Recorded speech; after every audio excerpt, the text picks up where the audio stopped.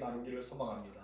우리 다 같이 제목 읽어봅시다. 시작. 이렇게 서로 사랑하라. 다시 한번 시작. 이렇게 서로 사랑하라. 세상에 저런 섬이 있어요. 하트를 가진 섬이 있습니다. 섬들 모여서 하트를 구성하는 섬이 있는데 하나님의 걸작품 같습니다. 여러분 평생 가도 못 가본 섬이죠. 저도 그렇습니다. 그래서 여러분의 눈에 호강하라고 하트 섬 딱 이어서 하트의 모양으로 한번 찾아보았습니다. 여러분 저렇게 하트의 모양 바닷가에 있는 그 모든 섬을 하나의 사랑으로 이 바다를 다 품었던 것처럼 여러분도 주의 사랑으로 품으실 주님으로 축복합니다.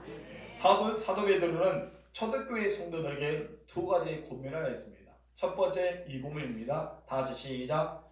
기도하라. 어떤 고민입니까? 기도하라. 7절에 이렇게 말합니다. 다 같이 시작. 만물의 마지막이 가까웠으니 그러므로 너희는 정신을 차리고 근신하여 기도하라. 보초를 쓰는 군인들이요 정신을 차리지 않고 졸면은 그 처소가 뚫리고 맙니다. 어쩌면은 지표와 지오표와 점점 전방에 있는 군인들이 뚫리면은 이 남한에 살고 있는 우리들은 참 위태함을 느낄 것입니다. 그래서 보초에 이 정신을 차리는 것은 너무나 중요합니다. 이것처럼 자신을 절제하며 기도하면서 깨어 있으라고 사도 바울은 베드로는 이야기하고 있습니다. 베드로는 정신을 차리고 근심과 기도하라는 이유는 우리의 삶은 영적인 전쟁이 계속해서 있기 때문입니다. 이 영적인 전쟁이 계속 치러지고 있는 이 상태에 우리가 기도하지 않으면 우리는 패전함과 같다는 것입니다. 그렇기 때문에 그리스도인들은 자기의 정체성을 지키고 그리고 고난과 핍박을 이길 수 있도록 기도하라고 말씀하고 있습니다. 따라합시다. 나의 정체성을 지키기 위해서 기도해야 된다. 그리고 내가 기도하지 않으면 나의 정체성이 잃어버립니다. 여러분 호흡이 끊어지면 그 사람은 더 이상 살아있는 사람으로 여기지 않습니다. 이것처럼 우리 영적인 호흡에 어떤 기도줄을 놓치게 되면요 내가 그리스도인의 모양은 있지만 점점 영성은 끊어지고 죽어갑니다. 그렇다면 세상에 우리가 살아갈 때 나의 정체성, 내가 예수 믿는 사람으로서 주의 성령의 임재하심을 받는 사람으로서 그 정체성을 지키지 못한다는 것입니다. 그리고 핍박과 환난이 올 때 넘어지지 말죠.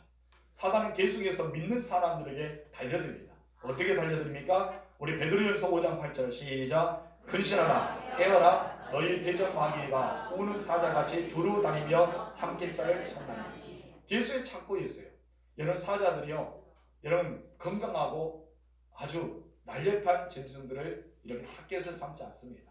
좀 시들시들하고 좀 몸이 불편하고 비쳐져 있는 짐승들을 딱 물어서 자기 먹잇감으로 삼습니다. 왜냐하면 건강한 짐승들은 자기들 해볼 수 없기 때문입니다. 영성으로 무장하고 기도하고 날마다 하나님 앞에 온전히 성령에 맡긴 사람들은 사단이 건들 수가 없는 거예요. 그러나 무엇인가 모르게 뒤처져 있는 사람들, 뒤에 쳐져서 함께 이 안에 들어오지 못하고 뒤에 있는 사람들은 타겟이 되고 만다는 것입니다.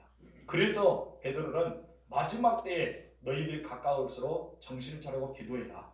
마귀의 타겟이 되지 말라는 것입니다. 하나님의 사람으로서 자기 정체성을 지켜야 됩니다. 그리고 고난과 핍박을 이길 수 있기 때문에 우리는 기도해야 됨을 말하고 있습니다. 아무리 신앙생활 오래 해도 마찬가지예요. 여러분 저처럼 목사이고 또 우리 장로님과 권사님과 안수사님과 집사님의 직분을 가졌다 하더라도 내가 깨어 무릎을 꿇지 않으며 기도하지 않으며 나의 정체성을 흔들고 맙니다. 여러분 직분을 가지고 구원받는 것이 아니잖아요. 신앙이 오랫동안 연수를 가지고 구원받는 것이 아닙니다. 그러나 신앙의 연수가 오래된 것은 칭찬 들만합니다. 직분으로서 높아지는 것, 어쩌면 하나님의 은혜 가운데 살아가는 것 칭찬 들만합니다.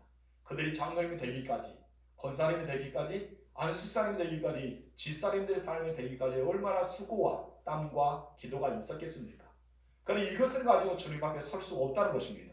이것은 단지 하나님께서 이 땅의 교회를 덕을 세우기 위해 또 우리에게 서로 간의 유익을 위해서 주신 것이지 이것으로 하나님 나라를 갈 수 없기 때문입니다. 그래서 나의 정체성이 흔들리지 않기 위해서는 직분이 아니라 기도로 무장해야 될 줄 믿습니다. 성도 여러분, 마지막 때가 가까웠다는 것은 여러분이 잘 압니다. 코로나 시대가 끝나면요 또 다른 질병이 찾아올 것입니다. 이제 하늘이 변화되고 땅이 흔들리게 되고 기근과 지진과 수많은 숱한 것이 일어난 것을 이미 사도 요한이 기술을 통해서 우리에게 알려주었습니다. 이제는 우리는 편한 세상보다는 주님의 나라를 기다리는 신앙을 가져야 할 줄 믿습니다. 그래서 하나님의 사람들은 정체성을 지키기 위해 내가 하나님의 사람이라는 것을 잊어버리지 않기 위해서 우리는 기도해 줄 믿습니다.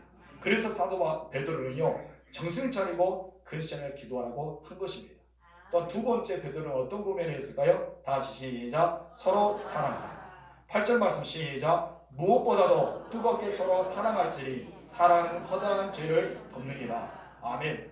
여기서 뜨겁게 사랑한다는 것은요, 달리기 선수가 마치 이제 마지막 결승점을 도착하기 전에 전신전력하잖아요. 숨을 딱 멈추고 있는 힘을 다해서 마지막 힘을 다해서 달립니다. 이것처럼 사랑하는 것이죠. 여기서 뜨겁게 사랑하는 내가 고지에 도달하는 그런 경기장에 있는 선수처럼 그런 힘을 다해서 사랑하는 것을 말씀하고 있습니다. 우리 하나님의 사람들이요, 인생의 종착성이 가까울수록 서로 사랑해야 됩니다. 어떻게 사랑해야 될까요? 뜨겁게 사랑해야 됩니다. 그러나 우리는 언제 이 세상에 떠날지 모르잖아요. 알면 얼마나 좋을까요? 야, 아무야, 넌 몇 살 때, 나라의 언제 때, 또 어느 시간대, 어느 몇 초 때, 어디에서 너는 죽을 것이다. 그래서 말한다면 미리 우리는 단정하게 주님의 나라 갈 준비하고 지금까지 모든 죄를 그때 1시간 전에 회개 다 하고 주님 용서해달라고 고백하고 딱 갈 수 있으면 얼마나 좋겠어요? 그러나 그러지 못합니다. 예수 믿는 사람이 있는지 믿지 않는 사람들이 있든지 어떻게는 사고로 인해서 아니면 여러 가지 각자 질병을 통해서 수많은 그런 이별을 통해서 우리가 숨을 거둘 때가 있다는 것입니다. 그렇기 때문에 우리는 언제 나이가 들기 때문에 이제 젊기 때문에 그런 연수의 관계가 우리의 삶과 죽음에 대해서가 아니란 것입니다. 우리는 언제든지 주님 앞에 나아갈 수 있는 자세를 갖춰야 할 줄 믿습니다. 그리고 여기서는 사랑은 허다한 죄를 덮는다고 말합니다. 사랑은 나무의 허물을 둘치지 않고 감춰주고 덮어준 것입니다. 이것은 예수님께서 이미 우리의 죄를 덮어주셨습니다. 아멘. 우리는 예수님을 통해서 주의 십자가를 보이로 덮어주는 은혜를 받았습니다. 내가 덮어주는 은혜를 받았기 때문에 우리를 덮어줄 수 있는 사람이 되어야 됩니다. 여러분, 사랑을 경험한 사람이요, 사랑할 줄 아는 사람입니다. 아멘이십니까? 은혜를 받은 사람은요, 은혜를 베풀 수 있는 사람입니다. 용서할 수 있는 사람이요, 용서를 할 수가 있습니다. 여러분, 이것이 바로 서로 간에 더불어 사랑하는 거예요. 만약 여러분 주변에 정말 저 사람은 사랑하지 못한다는 사람이 있으면 사랑을 받지 못했어요. 그러면 여러분 어떻게 해야 될까요? 그 사람을 사랑해 줘야 됩니다. 그래야지만 그 사랑을 받는 거예요. 그리고 또한 용서하지 못한 사람이 있다면 여러분이 용서를 해줘야 됩니다. 그 사람이 용서를 받지 못해서 그렇습니다. 그리고 은혜를 경험하지 못한 사람에게요, 은혜를 경험하게 해야 됩니다. 이것을 하지 못하면 그 사람이 받지 않는데, 내가 깨닫지도 못했는데, 내가 한 번도 경험하지 못하는데 사랑하라, 용서하라, 그들의 허물을 덮어주라면 이해가 되지 않는 거예요. 왜요? 해본 적이 없기 때문에. 여러분, 우리는 진정한 사랑의 고백자가 되어야 할 줄 믿습니다. 여러분, 이런 은혜의 경험이 있기 때문에 우리는 누군가의 허물을 보면 정죄하지 않고 덮어줄 수가 있고 용서할 수가 있는 것입니다. 그러면 어떻게 이렇게 허다한 죄를 덮을 수 있을까요? 이렇습니다. 우리 다 같이 읽읍시다. 시작. 기도로 호흡하고 사랑으로 덮어야. 아멘. 어떻게 덮을 수 있어요? 기도로 호흡을 하고 사랑으로 덮어야 된다. 이것이 바로 사랑을 덮는 것입니다. 여러분, 진정 기도로 호흡하시는 주님으로 축복합니다. 우리가 기도하지 않으면요, 도저히 사랑할 수 없어요. 왜냐하면 내 안에 성령께서 움직이고 성령께서 일하시고 성령께서 우리 마음을 뜨겁게 해야 되는데 기도하지 않으면 성령이 움직이지 않습니다. 여러분, 성령이 움직일 수 있도록 우리는 기도로 무장해줄 줄 믿습니다. 그래도 우리는 사랑을 덮어주는 거예요. 이 말은 관계가 중요한 것입니다. 어떤 관계입니까? 이렇습니다. 다 같이 시작. 기도는 하나님과 관계, 사랑은 사람의 관계. 아멘. 기도는 하나님의 관계, 사랑은 사람의 관계입니다. 여러분, 기도로 하나님의 관계를 유지하시고 사랑을 가지고 인간관계를 잘 유지하는 여러분 되실 줄로 축복합니다. 그런데 마지막 때에 살아가는 우리들에게는 이 관계가 너무나 중요한 거예요. 하나님의 관계도 놓쳐서는 안 되고요, 사람들의 관계도 놓쳐서는 안 된다는 것입니다. 그러면 이제 본문에서 이렇게 서로 사랑하라고 말씀의 제목을 주셨는데, 그럼 우리는 어떻게 사랑해야 될까요? 함께 이 사랑의 제목을 통해서 은혜를 나누기를 소망합니다. 첫 번째 다 같이 읽읍시다. 시작. 원망 없이 서로 대접하라. 여러분, 많은 사람은 원망하기도 하고 불평하기도 하고 투덜거리는 것을 이어서 살아갑니다. 우리는 그렇게 살아왔어요. 우리 역사를 봅시다. 과거 역사 보면 계속해서 침략을 당하고 우리는 입에서 불평과 원망이 떠나지 않은 그런 세월을 살아왔습니다. 조상 때부터 계속해서 대대로 물러온 것이 그거예요. 그런데 우리는 감사에 일수하지 않고 사랑에 일수하지 않고 우리는 일수한 것은 원망과 불평, 남을 칭찬하게 일수하기보다도 남에게 지적하고 책망하는 데 일수하게 살아왔습니다. 그리고 이제는 우리는 바꾸어야 된다는 것이죠. 하나님의 사람들이요, 하나님의 마음을 가져를 줄 있습니다. 하나님의 사람들이요, 예수께 받은 은혜를 갚을 수 있는 사람이 되어야 할 줄 믿습니다. 여러분, 하나님의 사랑을 표현하는데 찬송가 304장에 보니까 하늘을 두루마기 삼고 바다를 먹물을 삼아도 다 기록할 수 있다? 없다라고 표현합니다. 그렇다면 주변의 사람들이 여러분의 사랑을 어떻게 표현할 수 있을까요? 만약에 제가 제 아내에게 너는 10가지의 사랑에 대해서 감사하는 제목과 사랑의 고백과 10가지 적어보라면 과연 몇 가지는 적을 수 있을까? 한번 저도 생각해 보았어요. 여러분은 여러분의 가족에게, 남편이나 아내에게, 아니면 부모님에게, 아니면 여러분의 자녀에게 감사의 제목, 사랑해야 될 제목 몇 가지나 적을 수 있을까요? 여러분, 하나님의 사랑은요, 바다의 몸을 얼마나 많습니까? 엄청난 바다의 물이에요. 이 바다의 물에 그 양을 가지고 하늘을 두루마기 삼고 기록한다 해도 다 기록하지 못한다는 그런 엄청난 것이 들어가 있습니다. 그런데 우리는 그냥 찬송의 가사이기 때문에 부르지만은 그 마음을 기록했던 사람, 이것을 찬송의 작곡했던 사람은 얼마나 마음이 뜨거웠을까요? 그런 마음을 가지고 우리는 살아가야 된다는 것을 말하고 있습니다. 9절 말씀 다 같이 시작. 서로 대접하기를 원망 없이 하고. 어떻게 하라? 원망 없이 대접하라 라고 말합니다. 그러면 여러분, 서로 대접하기를 원망 없이 하는 것이 무엇일까요? 그러면 대접하는 것은 먼저 알아야 되겠죠. 대접은 이렇습니다. 다 뜻만 읽읍시다. 시작. 사랑을 실천하는 구체적인 행위가 되기 때문입니다. 바로 대접한다는 것은 그 사랑을 실천하는 구체적인 행위를 따라오는 그것이기 때문에 대접하라라고 이야기합니다. 대접하는 말은요, 필로세노스라는 단어가 있습니다. 넘겨주세요. 필로세노스라는 단어가 있는데 필로세노라는 사랑과 크세노스의 나그네, 이것을 합친 말입니다. 그래 넘겨주시기 바랍니다. 한마디로 어떤 뜻이 있어요? 대접한다는 말은 나그네를 사랑하라, 이 말의 뜻이 있다는 것입니다. 이 말씀을 가지고 공동번역에서 이렇게 공동번역 성경을 말하고 있습니다. 다 같이 읽읍시다. 시작. 여러분은 모든 나그네들이니 귀찮게 생각하지 말고 서로 극진히 대접하십시오. 여러분들 모두 누구다가요? 나그네입니다. 여러분들 좋은 집을 짓고 살아갑니다. 아파트 평수도 넓게 살아갑니다. 고급스러운 차를 가지고 살아가고 땅도 가지고 있습니다. 그러나 여러분, 인생의 마지막 점, 내가 운명할 때 그 고급스러운 차를 가져갈 수 있을까요? 여러분, 여러분이 있는 아파트나 아니면 집에 있는 그 아주 아름다운 정원이나 그런 집의 터전을 가져갈 수 있을까요? 없습니다. 나는 갈 때요, 모든 것을 내려놓고 합니다. 그러기 때문에 우리는 나그네 인생이랍니다. 여러분, 나그네 인생이에요. 우리가 아무리 이곳에 머물고 싶어도요, 끊임없이 우리는 이곳에 머물 수 없습니다. 100년, 1000년 머물 수 없다는 거예요. 나그네이기 때문에 우리는 언제나 갈 수밖에 없습니다. 여러분, 그 나그네 인생길 우리는 어떻게 살아가야 될까요? 그럴 때 우리는 서로 간에 의지하면서 서로 간에 사랑하며 살아가라고 이야기하고 있습니다. 사도 베드로 당시에 숙박시설이 별로 없었습니다. 숙박시설이 별로 없었기 때문에 나그네들이 너무 많이 생겼어요. 이 나그네를 너무 많이 상해서 그 나그네를 대접해야 될 가정들이 곳곳에 있었습니다.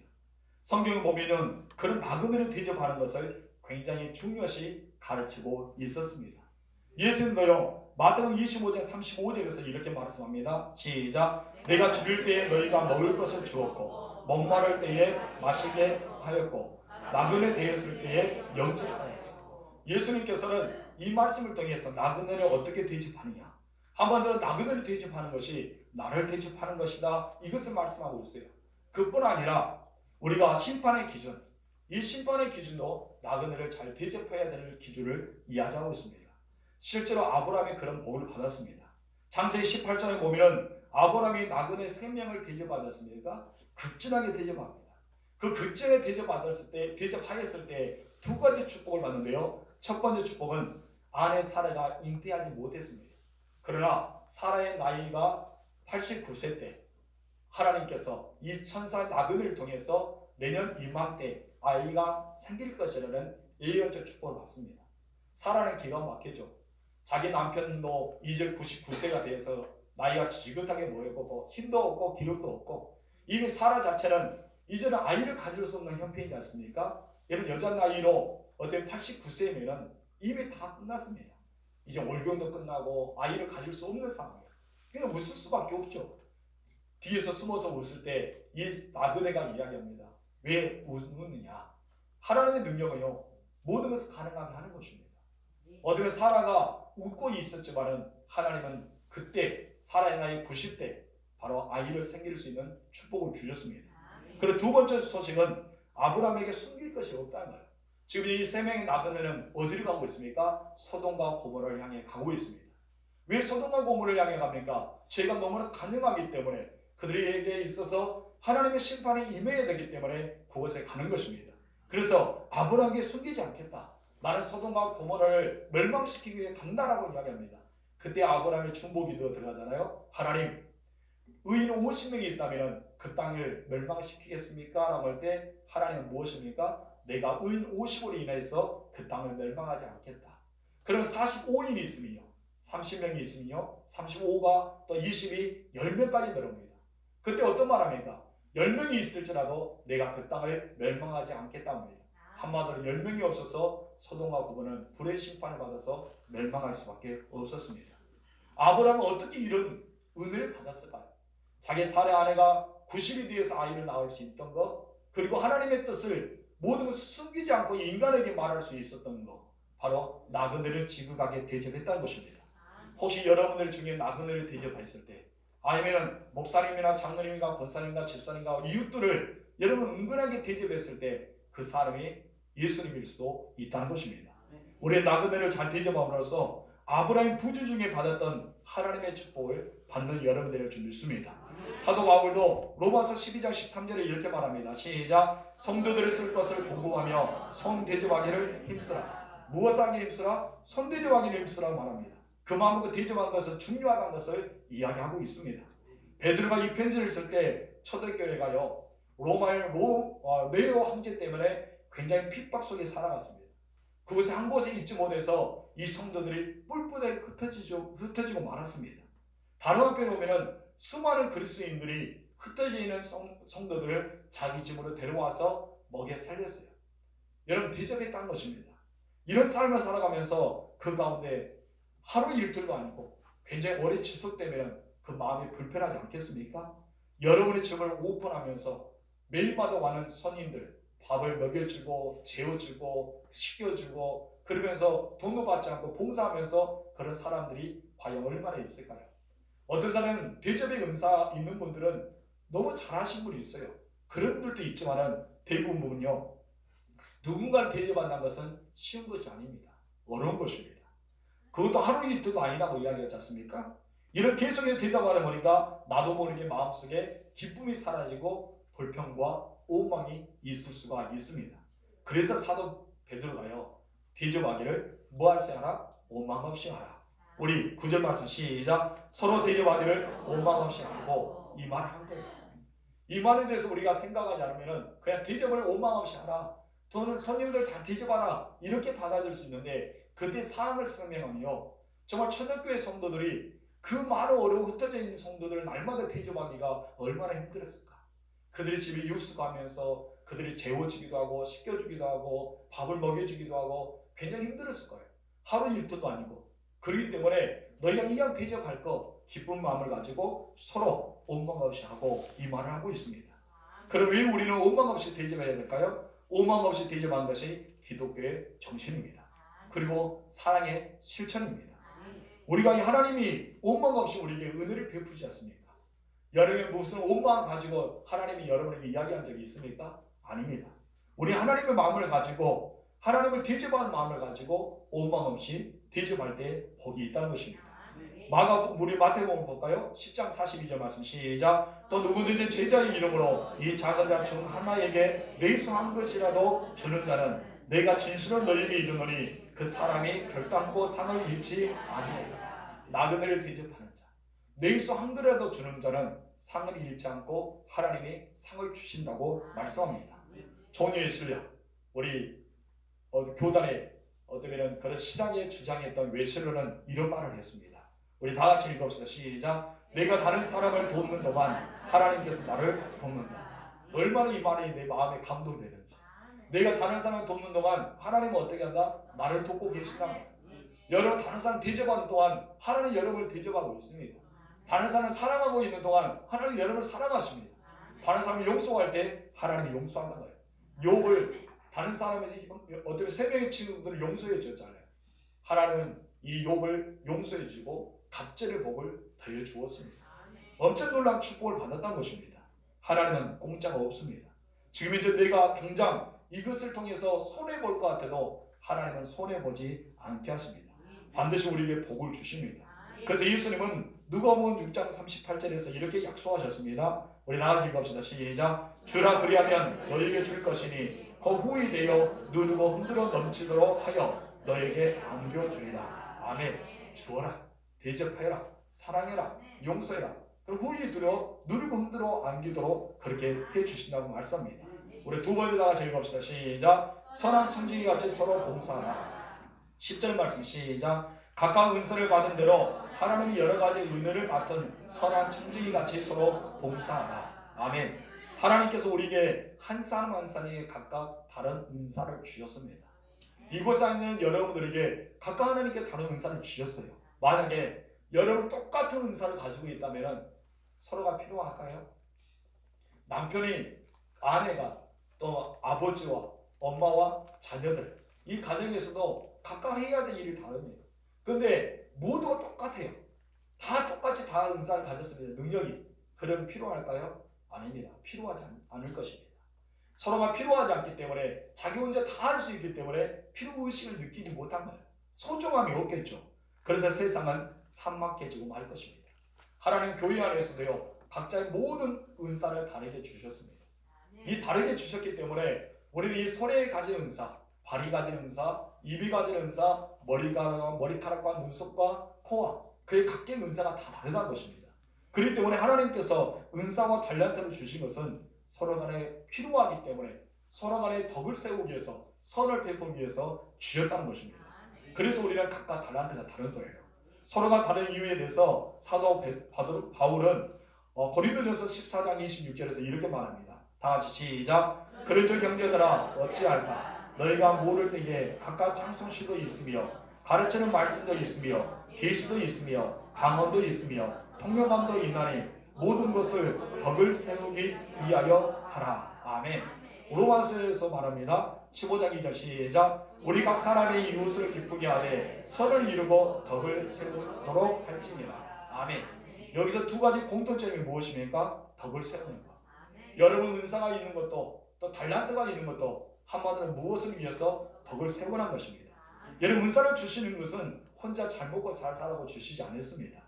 은사를 주신 것은 나를 드러내기 위해서 주신 것도 아닙니다. 여러분 우리는 덕을 세우기 위해서 선을 베푸며 덕을 세우고 그래서 봉사하면서 다른 사람에게 유익을 채우기 위해서 주는 거예요. 그런데 우리는 은사를 잘 사용해야 됩니다. 어떤 분은 은사를 자기 것만을 살아가고 있는 사람이 있는데 아닙니다. 원래 이 은사의 주인은 누굽니까? 하나님이십니다. 우리는 무엇입니까? 맡은 자입니다. 그럴 때 우리는 맡은 자의 책임으로서 덕을 세우는데 앞장서야 될 믿습니다. 이것을 잊어서는 안 돼요. 그래서 우리는 모두가 다 필요합니다. 그렇죠? 옆에 있는 사람 모두가 다 필요한 거예요. 따라합시다. 우리는 서로에게 꼭 필요한 사람입니다. 그래요. 옆 사람 앉은 사람이 여러 필요합니다. 앞뒤 있으나 앉은 우리 모두에게 여러 필요합니다. 저 혼자 다 한 것이 아니라 여러분이 있기 때문에 이 교회가 존재하고 제가 있기 때문에 교회가 존재한 거예요. 여러분의 모두가 다 필요한 것입니다. 여러분 필요한 사람이에요. 여러분에게는 10손가락이 있죠. 혹시 실수로 11손가락이 있는 거예요. 12손가락이 있습니까? 혹시 다쳐서 죄송한 마음이 있지만 다쳐서 내 손가락이 9개, 8개가 있는 분도 있습니다. 죄송한 마음입니다. 그러나 모든 사람 대부분은 10손가락이 있습니다. 그런데 여러분 이 10손가락이 필요하지 않는 손가락이 있을까요? 없습니다. 하나님은요 10개의 성과를 주셨던 것이 다 필요하기 때문에 필요하시기 때문에 주셨다는 것입니다. 성도도 마찬가지예요.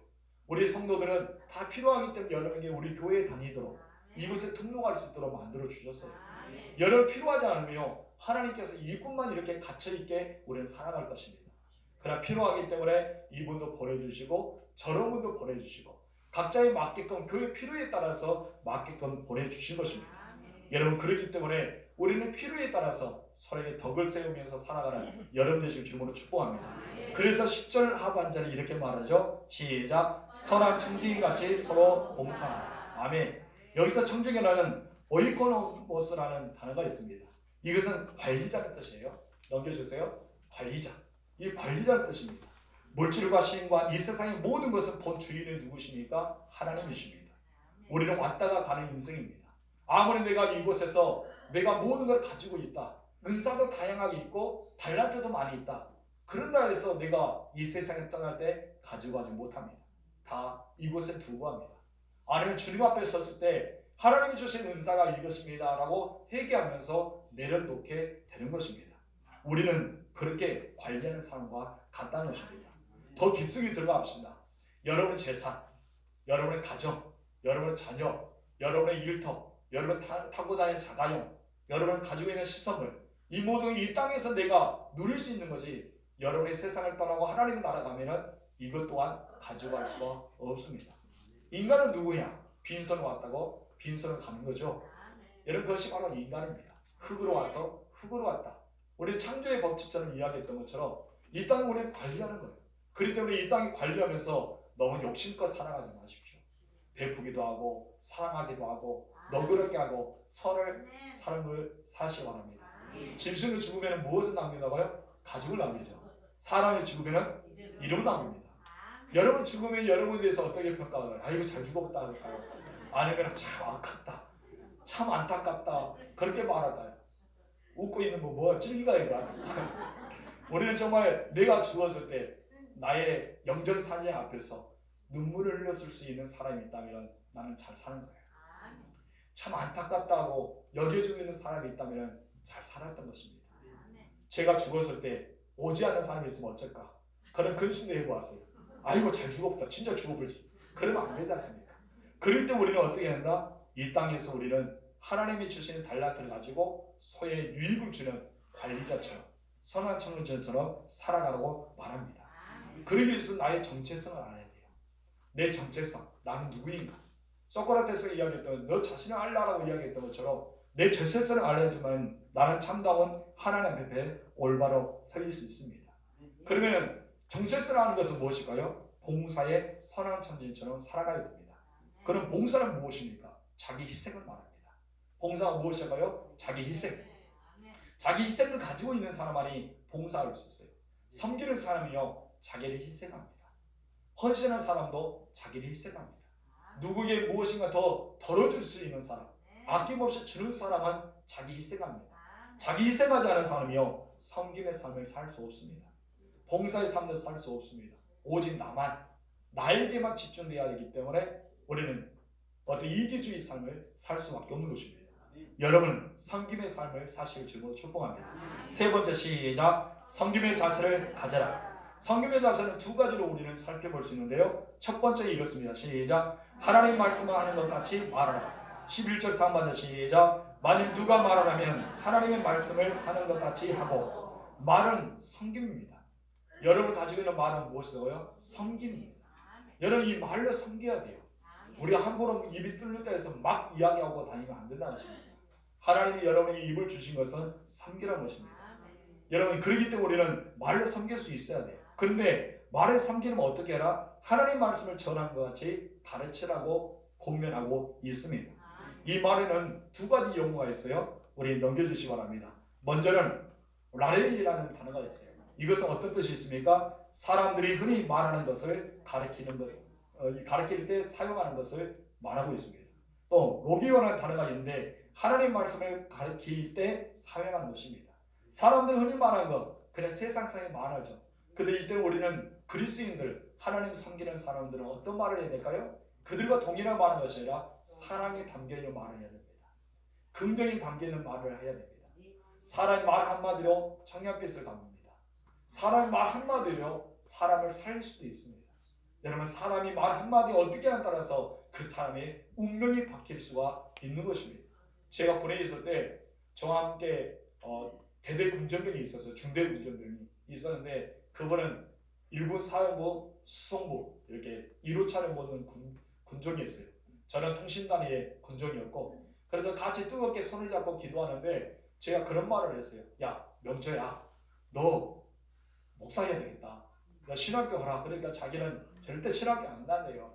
신학교 안 가다가 자기는 장로가 돼서 너같이 신학하고 목회하는 사람들 도와줘서 나 정말 열심히 장로로서 신분을 다하겠다. 그렇게 하는 거예요. 저는 웃으면서 그렇게 했어요. 나 꼭 신학교 가야 되는데, 너 주예종을 해야 되는데 안 한다면 어쩔 수 없지 하고 말았습니다. 전역했어요. 전역에서 이제 오랜 시간 지났는데 그 친구가 그렇게 말해요. 기도할 때마다 내 목소리가 들렸대요. 너 신학해야 된다. 너 목사해야 된다. 귀에 쟁쟁쟁쟁쟁쟁쟁 들렸다요. 나중에 보니까 목사가 됐더라고요. 왜 됐냐 했더니 네가 그때 이런 말 안 했어도, 네가 그 말만 안 했어도 내가 목사가 되지 않았을 텐데 목사가 됐다고 그렇게 이야기하더라고요. 그래서 제가 그랬습니다. 참 말을 잘해야 될 것 같아요. 말 한마디가 그 사람 운명을 바꾼다. 만약 제가 그때 말하지 않았으면 그분은 어떻게 됐을까요? 하나님이 쓰시니까 주의 종이 됐겠죠. 여러분, 그럼 우리들의 언어는 정말 여러분의 가정에서, 여러분 일터에서 말해요. 우리 세상의 말, 사랑의 말을 담겨야 됩니다. 그럼 로기오는 어떤 것이 있을까요? 하나님 말씀을 가르치는 거예요. 하나님 말씀을 가르칠 때 내 세상에 들어가면 안 됩니다. 오직 하나님 말씀만이 증거하는 마음을 가지고 이야기하라. 그래서 하나님 말씀을 하는 것 같이 하라. 그러면 하나님께서 여러분에게 말씀하는 것처럼 말을 하는 것입니다. 설교자가 특히 그러겠죠. 구역 강사들이 특히 그러겠죠.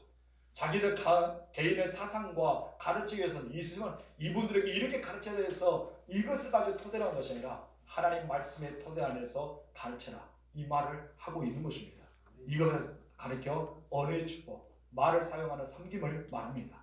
두 번째 이렇습니다. 다 같이 읽읍시다. 시작. 하나님이 공급하신 힘으로 봉사하라. 11절 중간 시작. 누가 봉사하려면 하나님이 공급하신 힘으로 하는 것 같이 하라. 아멘. 봉사하는 것이요, 내 힘으로 하다 보면요, 우리는 어떻게 살아가요? 때는 낙심도 합니다. 최선에서 일하는데 상처도 받긴 합니다. 우리는 그렇게 많이 살아가요. 교회 안에서도, 여러 구역 안에서도, 주변의 많은 사람들 안에서도 우리는 봉사한다면서도 상처받기도 하고 지치기도 합니다.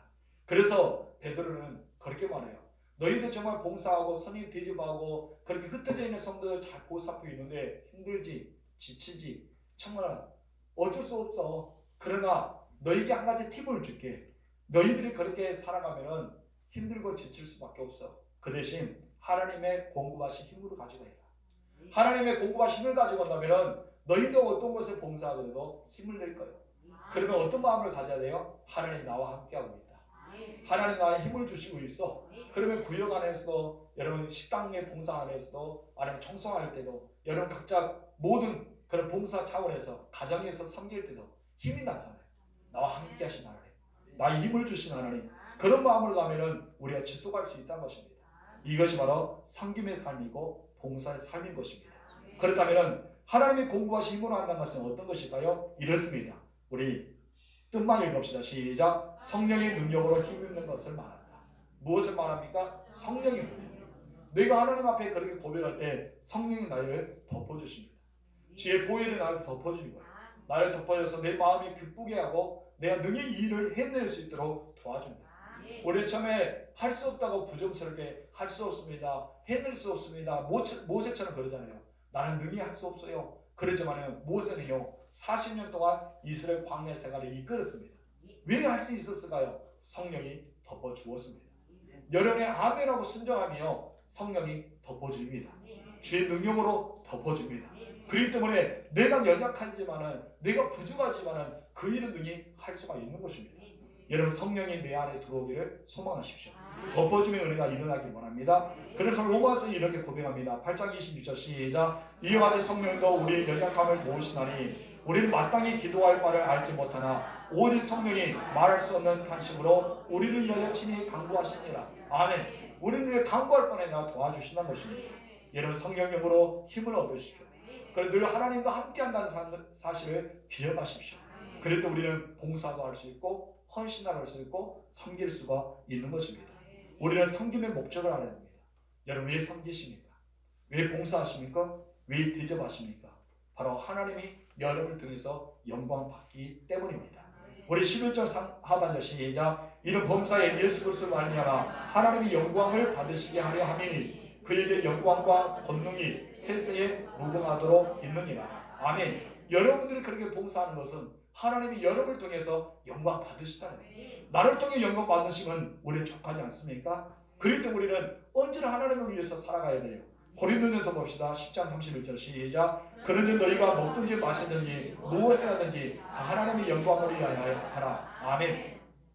우리들이 나이 들기 전에 여러분 봉사하십시오. 여러분의 은사와 달란트가 없어지기 전에 봉사하십시오. 여러분 그런 삶을 살아야 돼요. 조금이라도 주님이 쓰고자 하실 때 여러분을 드리십시오. 조금이라도 여러분의 힘이 있을 때, 그래도 어느 정도 힘이 있을 때 하나님 앞에 쓰십시오. 주님의 나라와 먹는 교회를 위해서 헌신할 수 있다는 것 아무나 한 것이 아닙니다. 여러분 힘이 있을 때 하세요. 나중에 할게요. 나중에 할게요. 그 나중에 돌아올까요? 우리는 지금 현재 내가 힘이 있을 때, 조금이라도 여유가 있을 때, 내가 봉사할 수 있는 그런 여건이 있을 때 우리는 해야 됩니다. 그럴 때 하나님께서는 여러분에게 아낌없이 부어주옵니다. 다른 사람에게 간증만 들어보지 마십시오. 여러분들도 간증의 주인공이 되십시오. 여러분이 간증하면서 정말 하나님께서 이렇게 나에게 주셨구나, 그런 인생의 보람과 기쁨이 여러분이 있었으면 좋겠습니다. 솔로몬은요 인생의 마무리에서 이렇게 고백합니다. 전도서 3장 12절 말씀 시작. 사람들이 사는 동안에 기뻐하고 선을 행하는 것보다 더 나은 것이 없는 줄을 내가 알았고. 아멘. 사람들이 선을 행하는 것, 기뻐하는 것, 이것보다 더 나기 없다. 솔로몬처럼 많은 것을 누렸던 사람이 어디 있습니까? 영광도, 부귀도, 영화도, 그리고 많은 그런 여자들도 수많은 것을 누리고 살아왔습니다. 그가 인생의 종말을 쓰면서 헛되고 헛되니 하면서 전도서를 시작합니다.